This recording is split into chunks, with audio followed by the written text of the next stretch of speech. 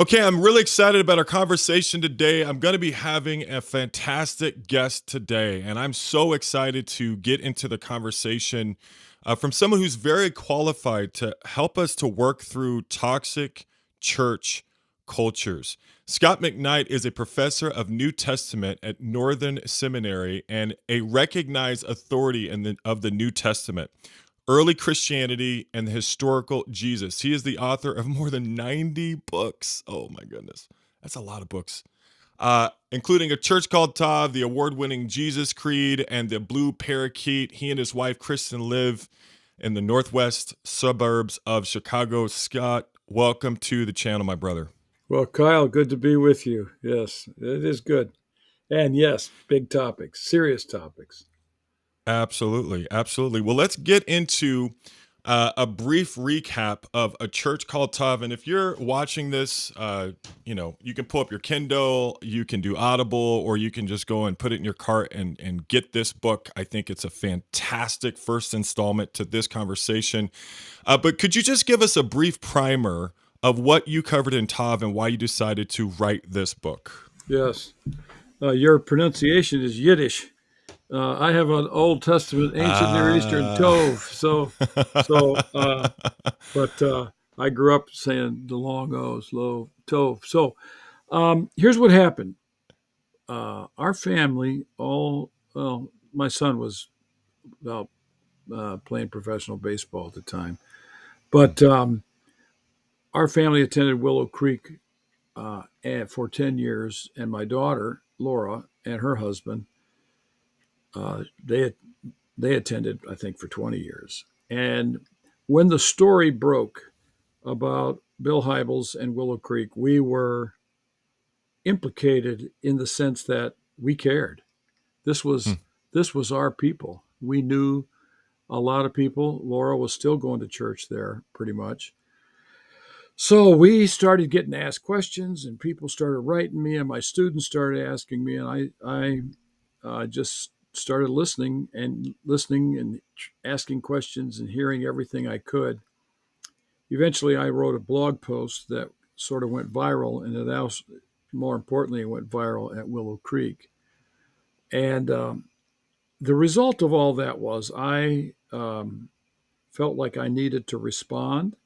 So I started teaching some stuff in my classes. Students were asking me, what can I do so that I don't end up in this sort of situation in a church? So I developed the idea of Tove, and then we put this together. Laura and I did in a book, A Church Called Tove, but it was an attempt to describe the toxicities in church life. So not just Willow Creek at all. It actually, we actually, at the beginning, at one point, I had quite a bit about the Roman Catholic Church, but my editor said in an evangelical community, this is just going to allow evangelical leaders to escape the problem because they'll just say the Catholics do this, the Catholics do that. So we've pretty much removed all the Catholic stuff out. And but at the same time, I said to my daughter, and I said to people who were interested, including publishers, that I did not want to write an expose of church problems. I said that's not what I do. I would like to bring some biblical redemptive themes into the process. So what we did, Kyle, is we marked out seven features of a toxic church culture, and they were narcissism, a fear culture, institution creep, false narratives, which is, this one is really disrupting for me, loyalty culture, celebrity culture, and a leader culture. Hmm. And I said to my daughter, I said, now these are the marks that I'm beginning to see. And I said, I think we need to counter each of these with the, let's say, the biblical opposite, the alternative. So that's where the book took the redemptive themes. And as the book moves on, it gets more and more redemptive. And that is, we wanted to nurture empathy in churches. Good churches, Tov churches, are empathic. We wanted to nurture grace, properly understood. We wanted to nurture putting people first, their stories, their names, their lives. We wanted to nurture cultures that tell the truth, that nurture justice, that nurture service, and that nurture ultimately Christ-likeness. So that was sort of the habits, we call them, nurturing habits of Tov that became what we call our circle of Tov. Mm. And each one of these is important. Each one of them manifests a character that concerns itself with Christ likeness. Mm. Well, the result of this, Kyle, was 3 to 5 stories a week for 15 months about power abuse in churches. We heard very few stories about sexual abuse, although Mm. that was, I guess, the sensational dimension of the stories that hit the media about different churches, Southern Baptists and Roman Catholics especially. And so it just became a ministry on podcasts. And I've done nearly 200 podcasts about that book. Wow. So it's really sad for me as a professor of seminary students to think that I'm looking at students who could be involved in the abusive treatment of people in churches. Not everything called abuse is abuse, Mm. but patterns, and then this is why we like Lisa Humphreys and Lisa Oakley and Justin Humphreys' book, Escaping the Maze of Spiritual Abuse, because it sort of defines what spiritual abuse actually is. Mm. And so we're keen on using this sort of category and helping people talk about it. So that's, I think I answered your question. You sure did. You absolutely did. And what I want to do is I want to take a moment and I actually want to read from Pivot. And I'm actually just going to start here in the beginning. You talk about this idea of, okay, identifying the problem. And on page 2, you kind of, in 2 and 3, you kind of really get at the heart of it, which is it's a mixture of consumerism and status seeking. And so on page 2, and I think many in my audience who are part of the builder generation, they're really going to appreciate a little bit of this backstory. It says here, it says here, in Renovation of the Church, which I'm actually excited about reading by Carson, describes Oak Hill's rapid growth in the 90s. Okay. That will really resonate with my audience for many reasons. It was exhilarating and intoxicating. We would finish a service and there would be a long line of people waiting to talk to me. He also confesses the fact that I was recognized as an up and coming leader in the seeker targeted movement filled me with a sense of inflated importance, but a creeping unease began to grow among the Oak Hills staff. In fact, they collectively used the metaphor of a monster to describe their concerns. And it goes on to say here, one of the undeniable truths of the culture of the large entrepreneurial attractional model church is that it requires constant feeding. When we structure a church around attracting people to cutting edge, entertaining, interesting, inspirational, and always growing services and ministries, there is simply no room for letting up. There's no resting. If there is a particularly wonderful experience one weekend, we are driven to do even better the next. Many in our staff were often troubled by the fact that we could never really let up. We would talk about how we could hear the monster beginning to stir again in the fictional basement of our church, and we knew that if we did not feed it, its cage would not hold it. Therefore, week after week, we all mustered the energy to put on the show one more time. And then on page 3, this is a really great sort of summary of it all. It says, when we try to attract people by intimating that our church offers something better than the other church, we are complicit. Well, this is powerful. In the whole sorry mess of consumer Christianity, we are now stuck in the wearisome game of keeping these people satisfied so they don't go to another church. And that comes from Kent Carlson and Renovation of the Church. And you quote quite a bit from Renovation of the Church. I honestly think the way you just summarized that was profound. And so there's a consumerism, it feels like, that you're identifying. And it also kind of feels like there is a competitive energy that are kind of leading into the core of the problem. Is that fair? Well, when you're talking about these mega churches, um, it's really difficult to stereotype these churches, um, but we do it, and I don't think we do it in our book, but I really do think that competition, ambition, consumerism, entertainment have corrupted the church in the megachurch experience because it is an endless cycle of getting people. A pastor friend who worked at a megachurch said, "Butts in the pews, bills in the plate, baptisms in the water," and I added, "buildings on the campus." It's a never-ending Mm, cycle because those are the measures of success. And once you build a budget that requires a certain number of butts in the seat, you have to keep it going. And frankly, a lot of these churches have really got it going. They get thousands of people in their church. And the missing of 500 people can be really significant. So they have this energy, uh, adrenaline to keep it going.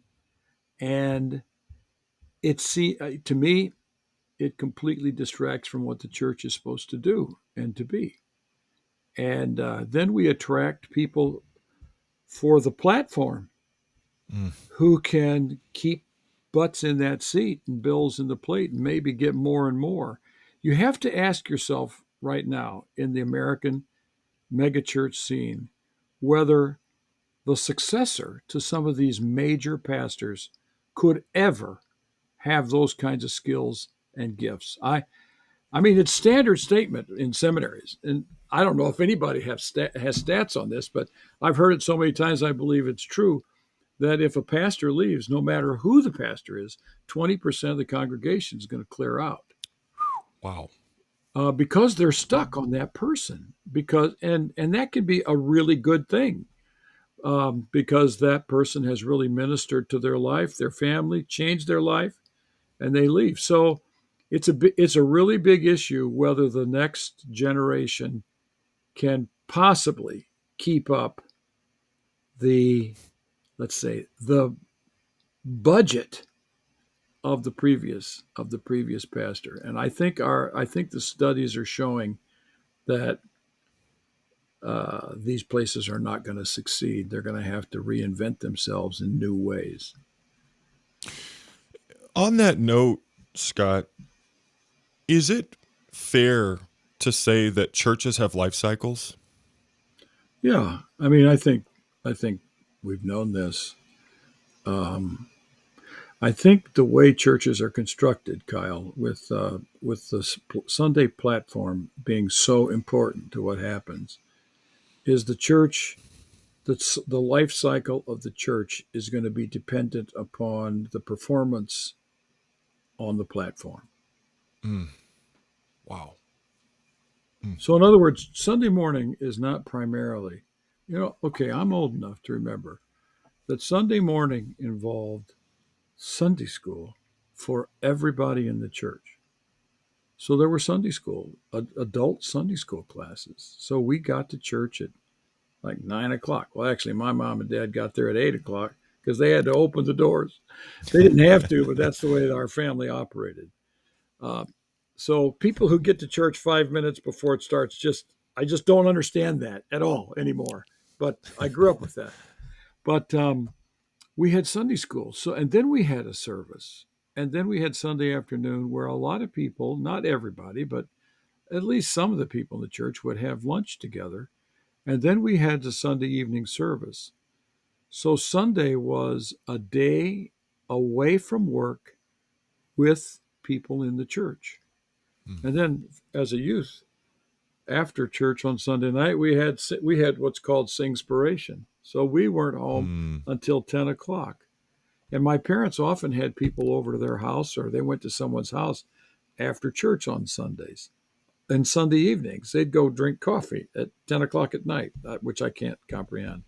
But I think that now church is just basically coming to hear that one service. And it's a combination for many churches of amazing musical performances and stimulating sermons. Hmm. And if you don't keep that up, they go somewhere else. Yeah, there's an existential fear there of we're gonna become obsolete. We're gonna become a relic if we don't continue to prop this up. And the issue is that the next generation is absolutely vital in order to keep the structure propped up. Um, Unfortunately, a lot of cultures feel transactional versus being transformational, and there's a difference Mm-hmm. between those two things. You get into this book, this idea of transformation, and on page 3, I didn't read it, but that's part of the repentance process that they began, was a transformational process. In other words, the antidote, the solution is transformation. And I think that's something I'm excited about you talking more about. Um, let's get into this idea of being a transformation agent. First of all, I'd like you to define, what does it mean to be a transformation agent? And then specifically, what are some healthy steps to start creating new behaviors in our cultures? Yeah. Um, Kyle, you're given page numbers that are not identical to mine because our editor made some Yeah. shifts and change. Yeah, So this is a yeah. yeah, you got the. It's called the ARC. I never got one. So we don't even know what you're looking at. But I keep found now. Mike Lucan, who was at the church that you're talking about, Oak Hills, was a student of mine at many years ago. So I Oh. was really proud of this book and proud of him. And I've met Kent Carlson as well.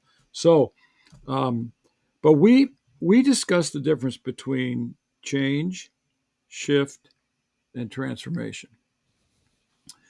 And transformation is a deep work. And Mike Hmm. Lucan and Kent Carlson were turned on to transformation in their encounter, a fresh encounter with Dallas Willard's spiritual formation studies. Mm. And they decided to turn their church into a spiritual formation center, in a sense, Hmm. rather than a consumer center. Mm. And they lost a lot of butts in the seat and a lot of bills in the plate and baptisms in the pool, and they had to cope with that. And they did. I think they've done extremely well because of it. Anyway, um, we talk about transformation in forming a church that's transformation, and that a church has to come to a conclusion somehow. And this is something that I talked to many pastors in the process who were involved in transformation changes in their church. And I don't mean moving the piano from one side or the other, or getting rid of a piano, or putting up a screen.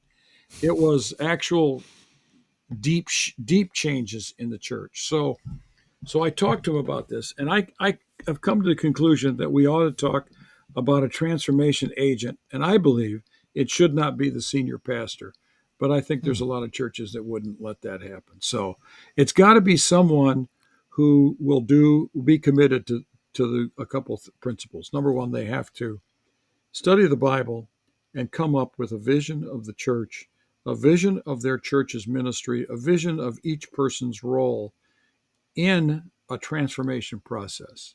Hmm. The second thing is they have to have the courage to listen to other people. It can't be a top down thing where you try to get ownership by the people. Or buy-in, I should call it. That's a consumer Mm-hmm. model.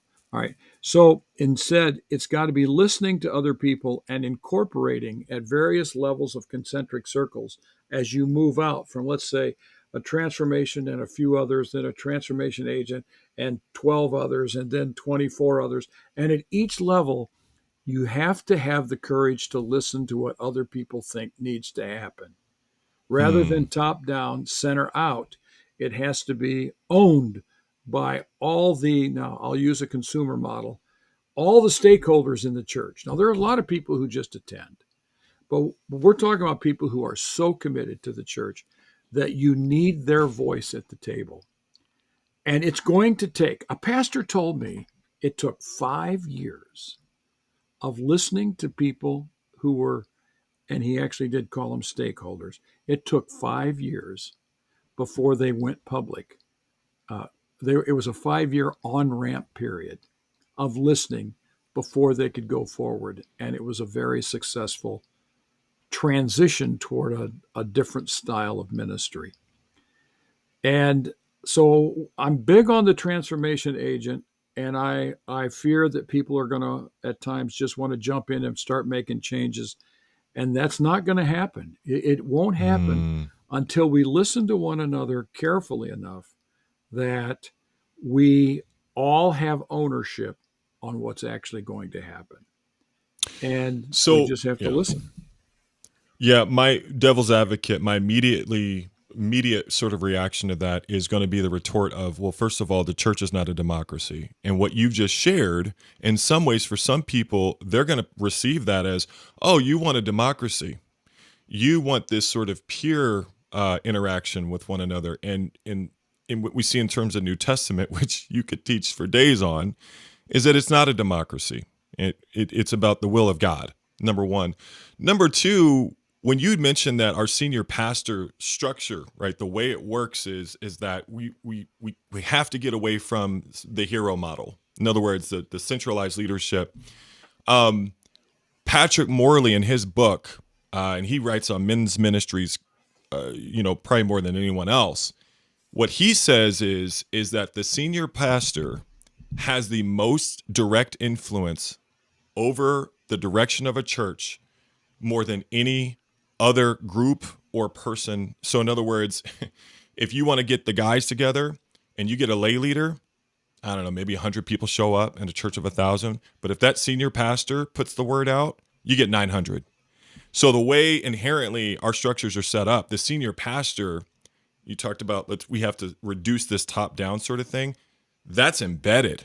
And so my question is, in the churches that you're describing, um, have they been able to remold that top down sort of style? And then in terms of not looking too democratic, so to speak, or leadership being too shared, how have they adapted to that? That's somewhat Yeah. interesting to me. Well, I wouldn't want to say that the model we're proposing is democratic, but I do want to say the priesthood of all believers and the gifts of all the people in the church need to be incorporated into any kind of vision for the church.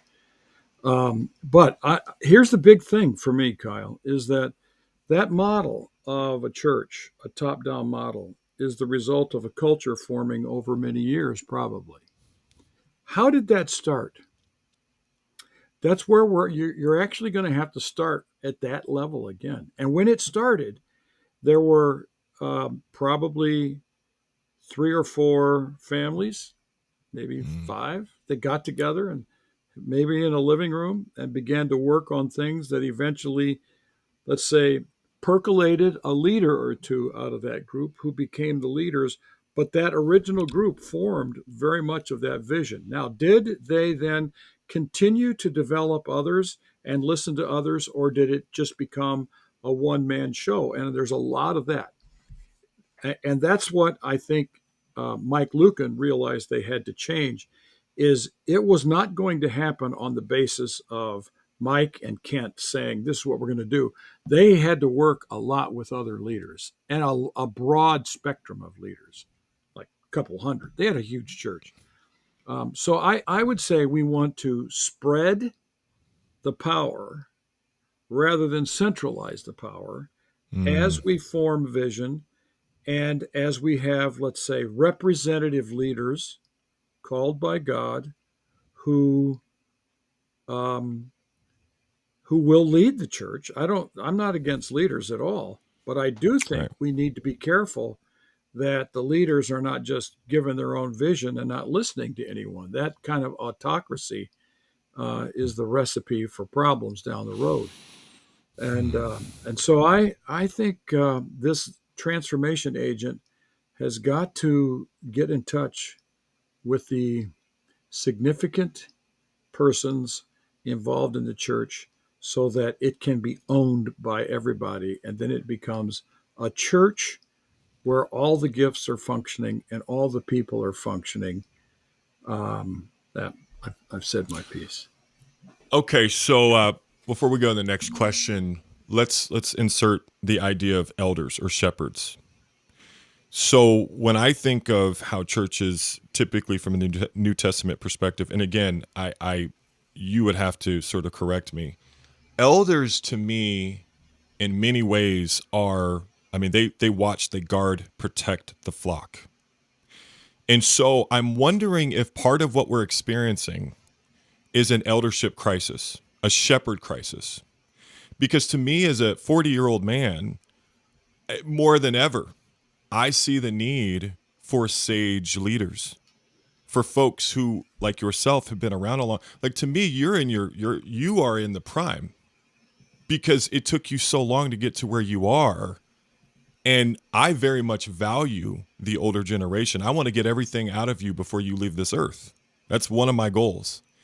We need sage, experienced, wise, diligent leaders. And so in terms of what I've noticed, because I've spoken at elders retreats and so forth, is that for the current crises that we're facing now, pandemic, racial stuff, a lot of political stuff, a lot of elders find themselves de-skilled, find themselves ill-equipped, find themselves overwhelmed by the cultural shifts that have occurred.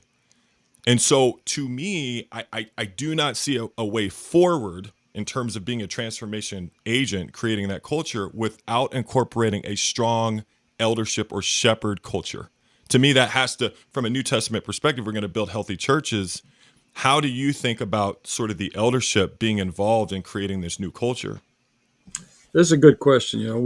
We avoided church structures because the book we want to appeal to broader audiences. I didn't work on this, but I assumed in the transformation agent in the early meetings that they would meet with elders. But you are absolutely right on the significance of sages, and we do not have a wisdom culture in churches today. We have a youth culture, and we have Hmm. a business culture. And the business culture attracts people who are successful in on Wall Street. That's a stereotype, a metaphor. And in youth culture, we put on the platform. We measure success by relevance and stimulating ideas and good looks and lively stories on the platform. A wisdom culture listens to sages. And I can tell you, as a person who's very close to 70 years old, Mm. that I have felt my voice minimized in the last decade uh, Wow. because because churches are shaped by a youth culture and they are not shaped by a wisdom culture. And this is to me, I would I would add a section in the book right now about wisdom culture, but it's alienating. I have a book with students called Wise Church, which is all about wisdom cultures and how they're built in the ancient world. I mean, Sophia, the Greek word for wisdom, Chokmah, the Hebrew word for wisdom, these were the ultimate values in a Mm. community. So the elders in a church, I frankly think the New Testament, the way churches were organized in the New Testament period is pretty unclear.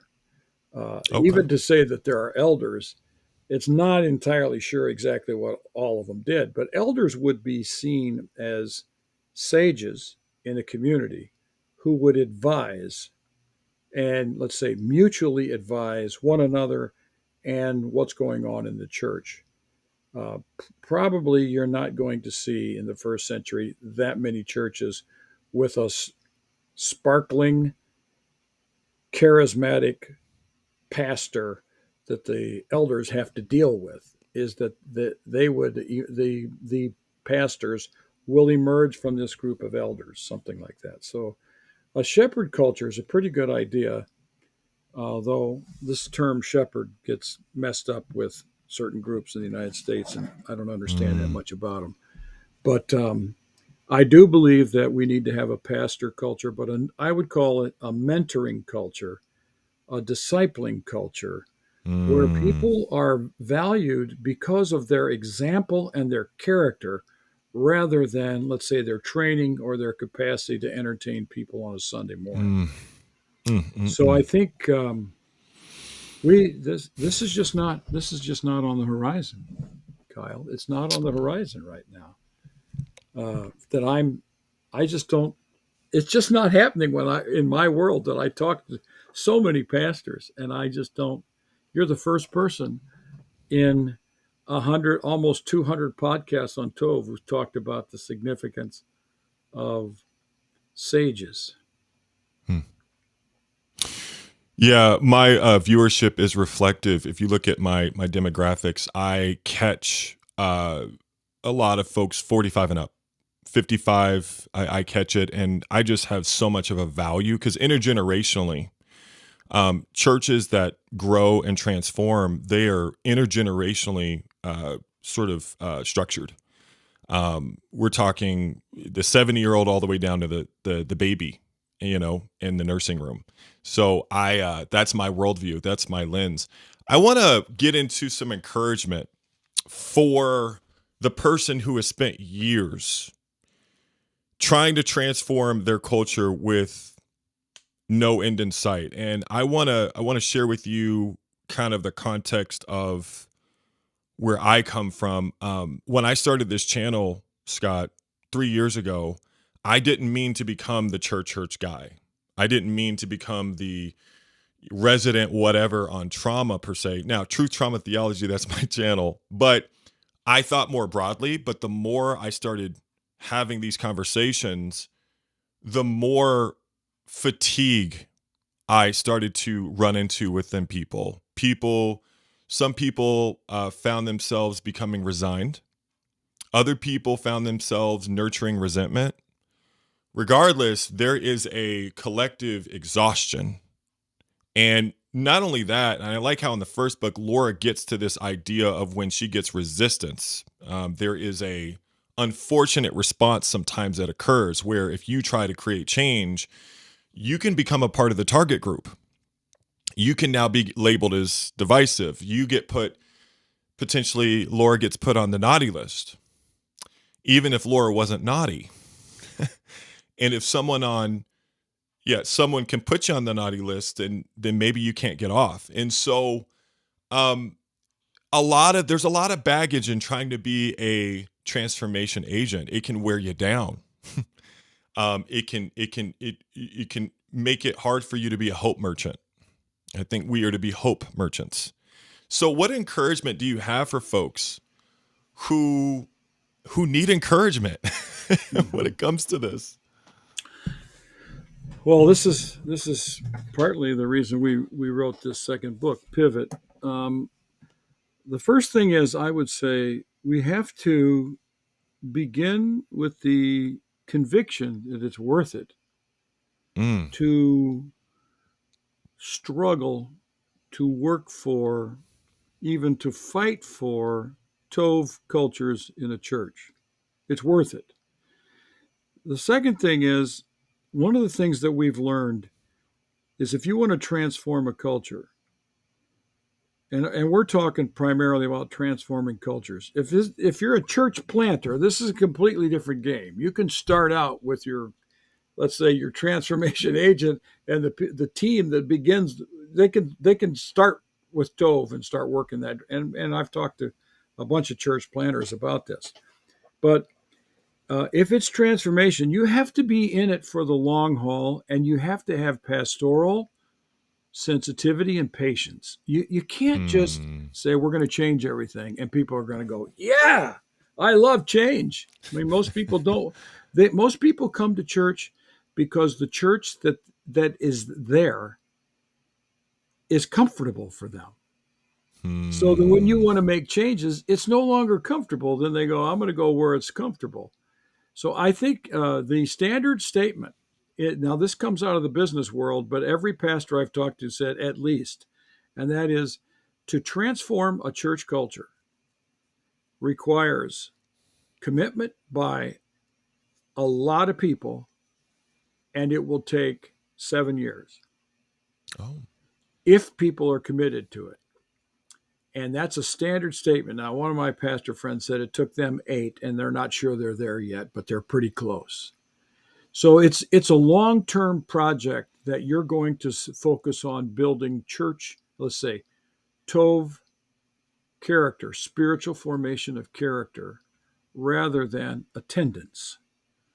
Uh, that kind of commitment that Mike Lucan and Kent Carlson made in renovation of the church, and I think they would both say they rushed it. And I talked about this one day, and Kent Carlson was in the audience.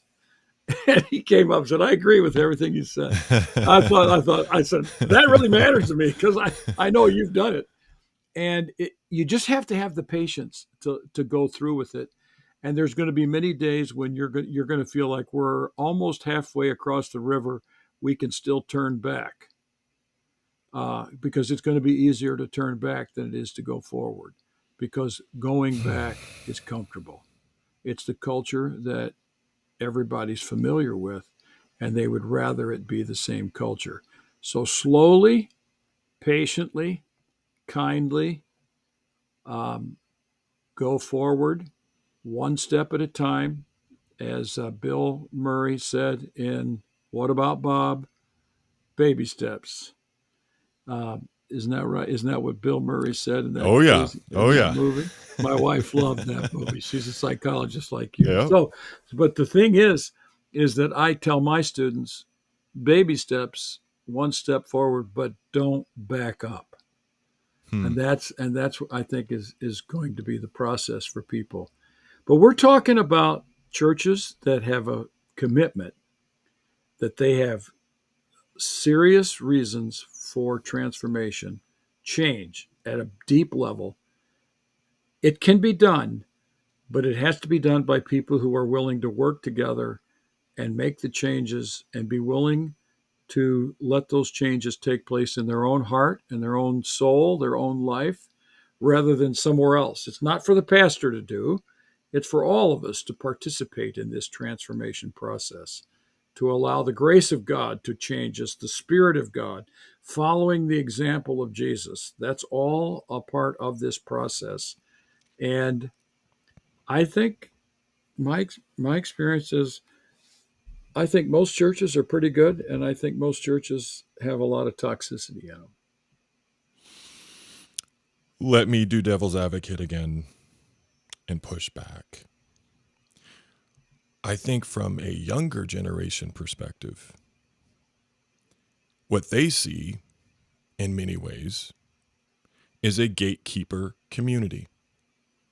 That churches are a little HOA. Well, my wife and I are building a home, and we looked at the neighborhood rules for where we're moving.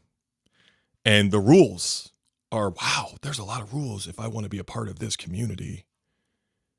And the people who are there first, they get to make the rules. And I think there's a lot of people, when they look at your generation, on one hand, you guys are very protective of doctrine. But I think the reality is you guys are even more protective of culture. And what I'm honestly seeing, I mean, this is an honest assessment from my limited perspective, is that I find that each generation at times, in the name of protecting doctrine, really are protecting culture. And that culture is difficult. It's a difficult weave to push through for if you're a part of another generation that's representative of a different culture, you don't have the ability to speak into the reality that you have a place in this community. And if you don't share culture or the approach isn't the same, you get written off. Another example with this is years and years later, decades later, Sundays are still the most segregated day of the week, Scott. So that's representative of protecting culture. racism, I know it's a curse word for a lot of people. It's a trigger word. It still exists. Um, and I think the next generation, part of what they're struggling with are some of these issues of injustice. There are certain pulpits that aren't touching it. You can't even bring up some of these things. This is why in a separate podcast, I'm going to be getting into Christian nationalism and so forth, which is a real thing. It's real. But this idea of the builder culture, you guys, I admire the builder culture so much. I respect you. The fact that your voice is being sort of disregarded is troubling to me. Because if we can do that to your voice, then we can do that to anybody's, and that's dangerous. That scares me. That being said, generationally, I imagine there's some ownership of, hey, look, we've protected a culture, and that's created a lot of downstream effects. Is what I'm saying making sense? Well, totally. And I've just submitted a manuscript today to a publisher with a with a pastor in Tampa, um, called "For Christ's Sake, Leaving or Losing My Religion," and it's about deconstruction and why people are leaving the church. So, but I'm in a little tension with you. Like the sage idea, but the sages are the problem in some ways. So I'm feeling tension, but I want to be a person. This is why I talk about forming a coalition. I want to be a person that listens to the next generation. And I want to know why they're having problems with our church. And I want them to be at the table. I believe the deconstructors are a prophetic voice against the church for the sake of Jesus. And I think they've got a lot of things to say. Now, it all depends on what you mean by deconstruction, but we had access to a study that demonstrated that deconstructors are not leaving the church, they're changing churches. They're leaving the church that they grew up in, and they're finding churches that are more Jesus-centered. And I'm 100% for that. I think a Jesus-centered church can be a transforming church. So I do agree with you that totally that doctrine at times is doing nothing but protecting a culture that people are very comfortable with. And in Tov, we quote David Brooks many times that a culture, a workplace, a church has a capacity to make people who fit in that culture, and people who don't fit in that culture don't fit and leave. So I believe that we need to try to form a culture that takes into consideration uh, a wide perspective of views, and orients itself around Jesus, the gospel, the New Testament. I'm a Bible guy, good grief.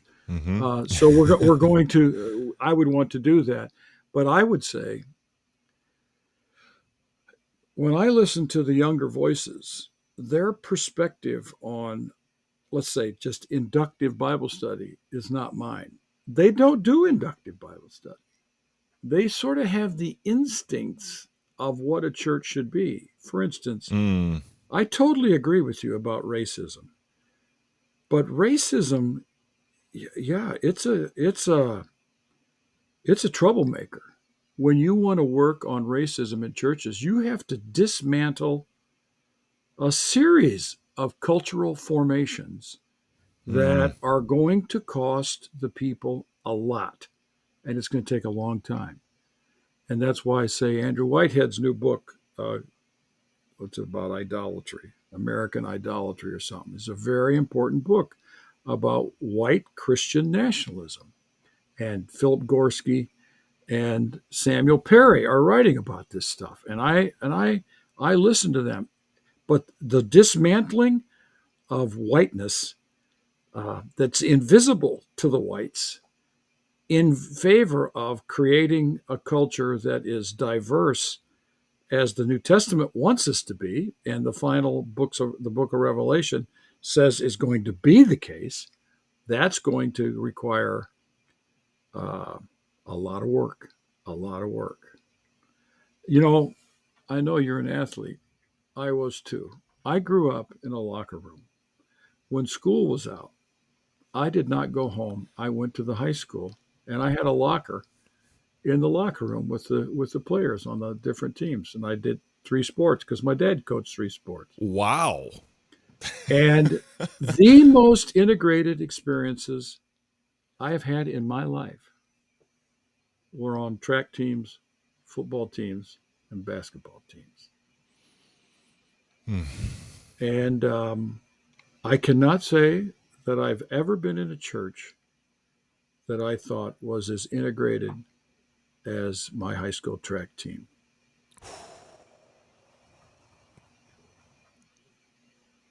But you know what? Track was measured by times and how high you could jump Hmm. and how far you could throw the or shot, put the shot Mm-hmm. put. Um, so it was sort of objective. But because of that objective reality, it was an integration. And one of my high school track teammates, who was a Hmm. brilliant sprinter, is a pastor today. And he is a dynamic pastor. And he has an integrated church. He's pretty fun. I really believe that the when you bring up racism to me, you bring up a very important symptom and sign of how we're going to measure transformation in a church. That's Ooh. when that can happen. I know we're talking the right thing, and I think that's what the deconstructors are concerned about. Wow, you just said a lot.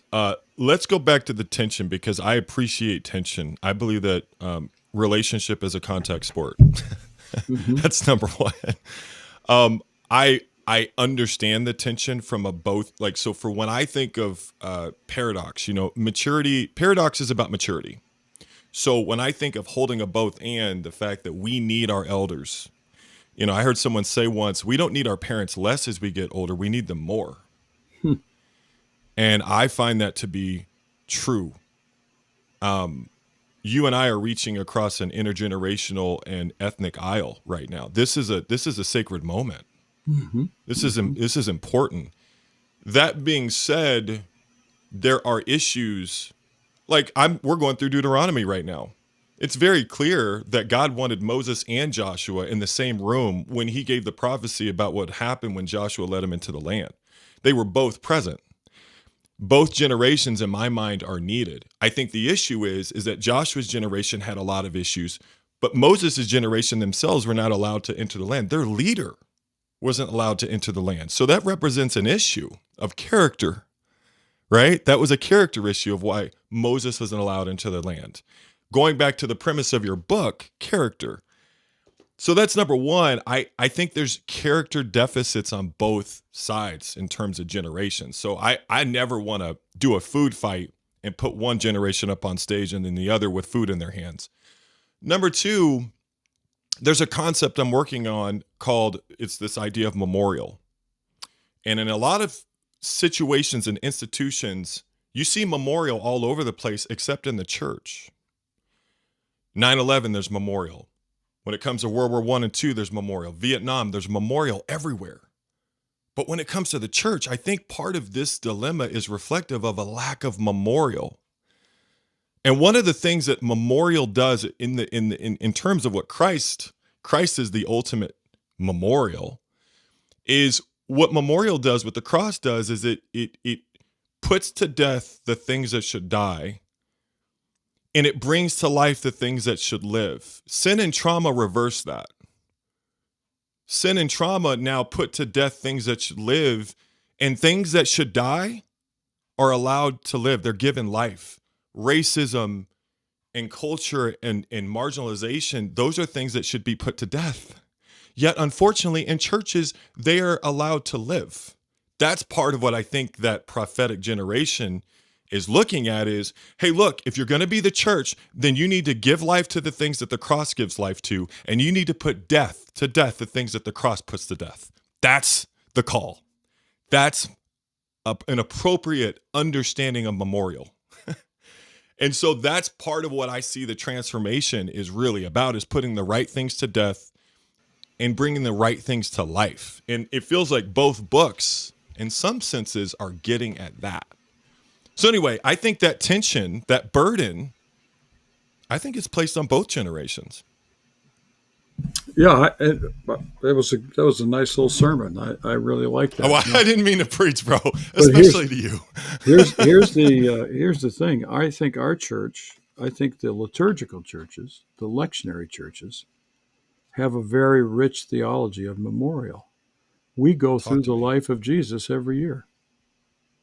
That's what we do every year, from January. I mean, from Advent all the way through ordinary time. We're going through every year the life of Jesus.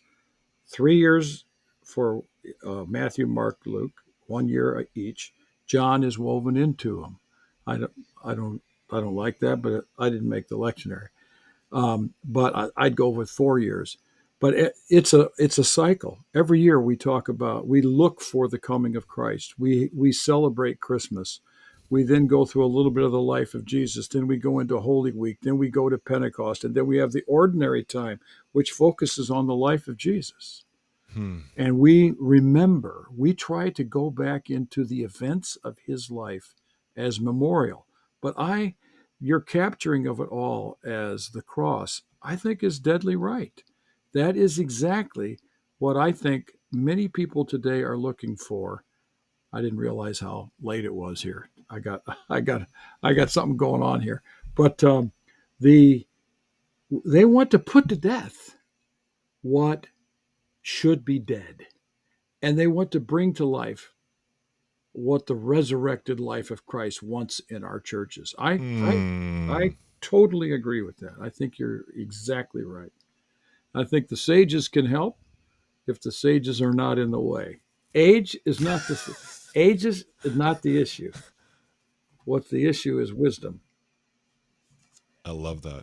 I love Yeah. that. Well, I'm really excited that you joined us today. Thank you for the time that we had. I am very, very grateful that you blessed us and the audience. There's going to be a lot of gems from this conversation. And I just want to say to you what I tell all my guests, Scott, that we are with you and God is for you, my brother. Thank you for making the time to join us today. Thank you. Good to be with you, brother. Absolutely. If you've been watching through this entire video, I want to thank you for being with us, and we'll see you next time.